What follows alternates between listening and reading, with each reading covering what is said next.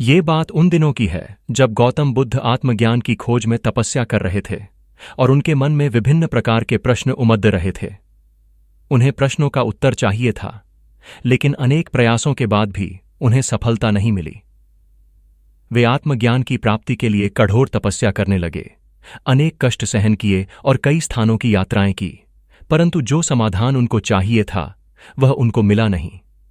एक दिन गौतम बुद्ध के मन में कुछ निराशाजनक विचार आने लगे और वे सोचने लगे कि धन, माया, मोह और संसार के भी समस्त वस्तुओं का भी त्याग कर दिया, फिर आत्मज्ञान की प्राप्ति नहीं हुई, और क्या मैं कभी आत्मज्ञान प्राप्त कर सकूंगा, और मुझे आगे क्या करना चाहिए।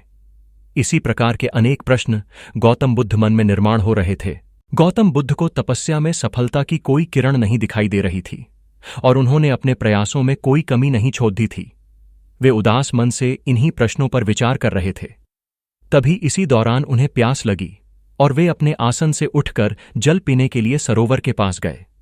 वहां उन्होंने एक अद्भुत दृश्य देखा। वहां एक गिलहरी अपने मुंह में कुछ फल लिए सरोवर के पास आई और फल उसके मुंह से छूटकर सरोवर में गिर गया।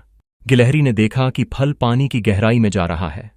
तभी गिलहरी पानी में छलांग लगा दी और उसने अपना शरीर पानी में भिगोया और बाहर आई, और बाहर आकर उसने अपने शरीर पर लगा पानी झाड़ डाह दिया और दोबारा सरोवर में कूद गई।